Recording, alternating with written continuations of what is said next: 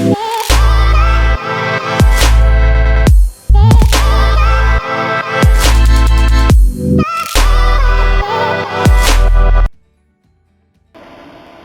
चाहिँ एकदमै सजिलो तरिका। यदि तपाईँहरूले भर्खरै ल्याउनु भएको नयाँ मोबाइल छ भने त्यसमा चाहिँ गुगल आइडी हालिएको हुँदैन, यसमा चाहिँ हाल्नुपर्ने हुन्छ। यसमा चाहिँ मैले अलरेडी मेरो गुगल आइडी हालिसकेको हुनाले यहाँ अब यस्तो देख्न सक्नुहुन्छ। यसमा चाहिँ तपाईँहरूले के चाहिँ गर्नुपर्छ भन्दाखेरि यो यहाँनिर मेरो गुगल आइडी अलरेडी लगइन भइसकेको छ। मैले यहाँनिर टच गरेँ, टच गरिसकेपछि अब यो आइकनमा एक क्लिक गर्नुहोस्, त्यसपछि एड एनदर एकाउन्ट भन्ने छ, त्यहाँ जानुहोस्। त्यहाँ जानु भने तपाईँहरूले अर्को जिमेल चाहिँ क्रिएट गर्ने अप्सनमा पुग्नुहुनेछ।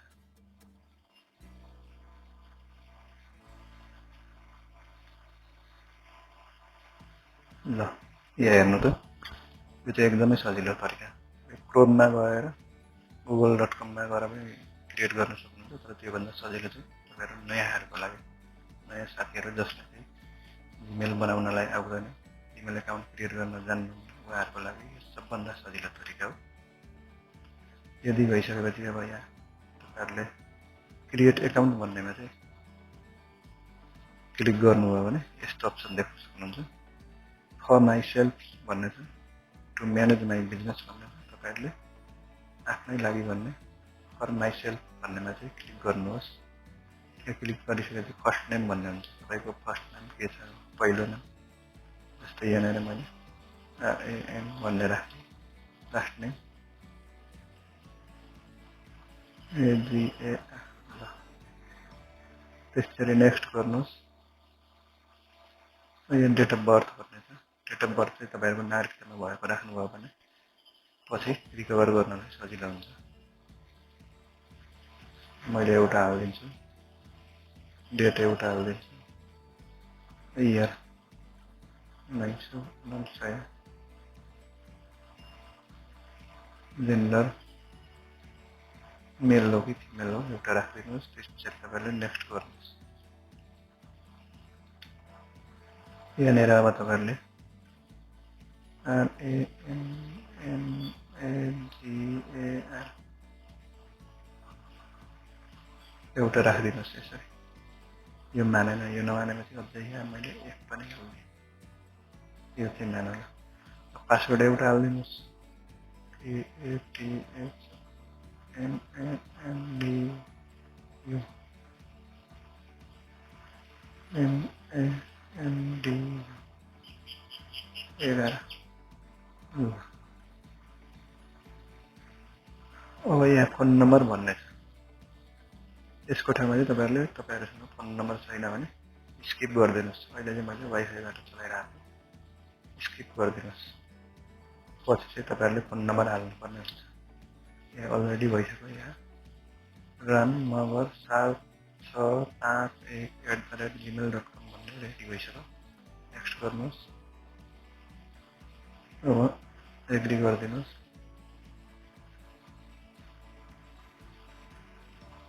फोन नम्बर बिनै तपाईँको जिमेल आइडी तयार भयो।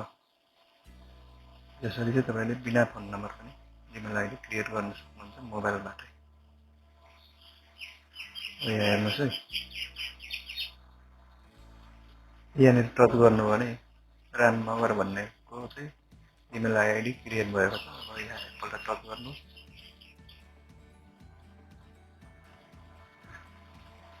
प्ले स्टोरबाट तपाईँहरूले जे पनि डाउनलोड गर्न सक्नुहुन्छ।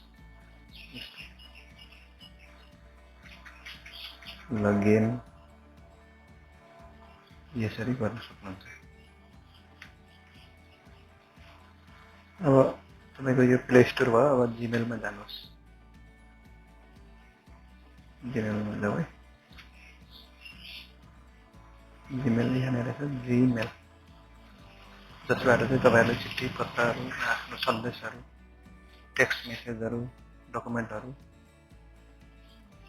आफूले चाहिएको व्यक्तिलाई कसलाई पठाउन चाहनुहुन्छ त्यहाँ तपाईँहरूले पठाउन सक्नुहुन्छ सुरक्षित तरिकाले। यहाँनिर पनि यही मेरै पुरानो एकाउन्टको आइकन देख्न सक्नुहुन्छ। यहाँनिर यहाँ क्लिक गर्नुहोस् अनि यो तल अहिले नयाँ बनेको आइडी यहाँ चाहिँ टच गर्नुहोस्। अब यहाँ आएर भन्ने आइसक्यो यहाँ गुगल कम्युनिटी टिमले तपाईँको एकाउन्ट क्रिएट भइसकेको छ भनेर एउटा मेसेज पठाएको छ। यहाँनिर देख्न सक्नुहुन्छ। यहाँ जानुभयो भने तपाईँको अल इनबक्स भन्ने छ।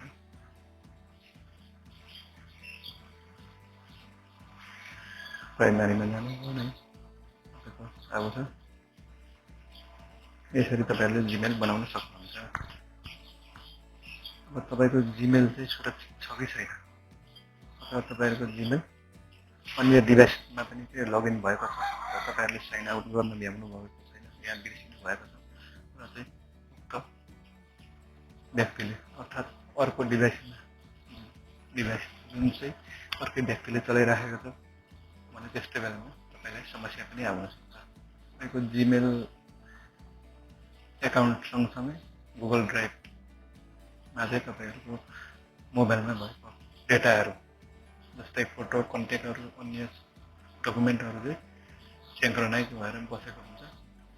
त्यो डाटाहरू चाहिँ तपाईँको लिकेज हुनसक्छ र तपाईँलाई समस्या पर्न सक्छ। त्यसको लागि चाहिँ तपाईँहरूले जिमेल गुगल आइडी तपाईँको कतिको सुरक्षित छ भनेर चेक गर्नुपर्ने हुन्छ। यसको लागि चाहिँ तपाईँहरूले के चाहिँ गर्नुपर्छ भन्दाखेरि यहाँ क्लिक गर्नुहोस्। यहाँ क्लिक गरिसकेपछि म्यानेज एकाउन्ट अन डिभाइस भन्ने छ, यहाँनिर यो क्लिक गर्नुहोस्। यो चाहिँ इन्फो सेक्युरिटी एन्ड पर्सनलाइज भन्ने छ, यहाँनिर क्लिक गर्नुहोस्।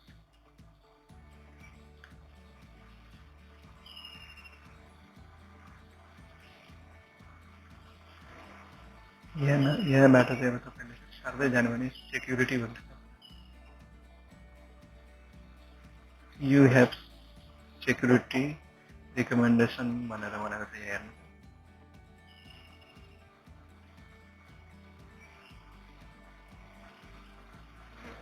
भर्खरै एउटा डिभाइसमा खुलेको छ।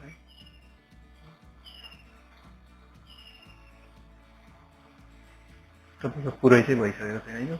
यहाँनिर चाहिँ तपाईँको हरियो टिकमार्क ओकेको टिकमार्क लागेको हुनुपर्छ, तब मात्रै तपाईँको यो सेक्युर छ भनेर बुझ्न सकिन्छ। यो कम्प्लिट भइ नसकेको हुनाले यस्तो देखाइरहेको छ।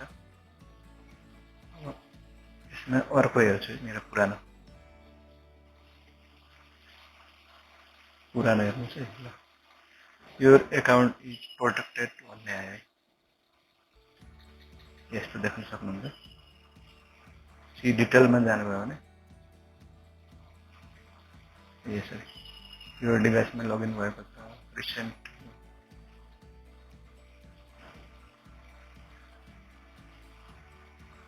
टु स्टेप भेरिफिकेसन पनि हालिएको छ। त्यो हुनाले तपाईँलाई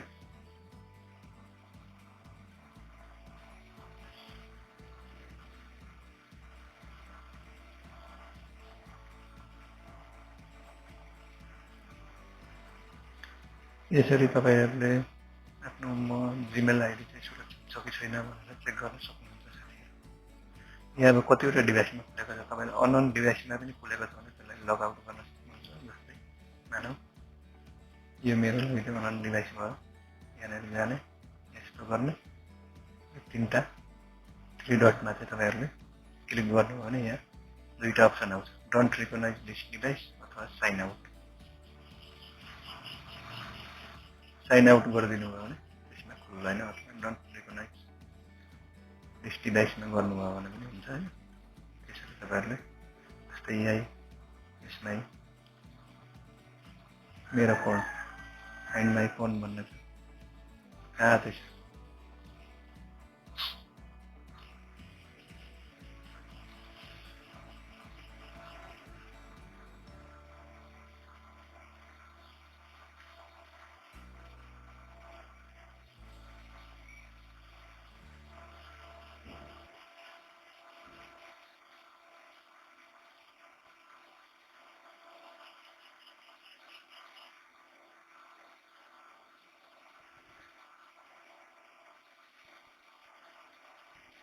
यसरी तपाईँहरूले तपाईँको मोबाइल जसमा चाहिँ जिमेल लगइन भएको थियो त्यो डिभाइस कहाँ छ भनेर पत्ता लगाउन पनि सक्नुहुन्छ। आजलाई यति नै। अन्य आगामी दिनमा अन्य विशेष भिडियो लिएर आउनु।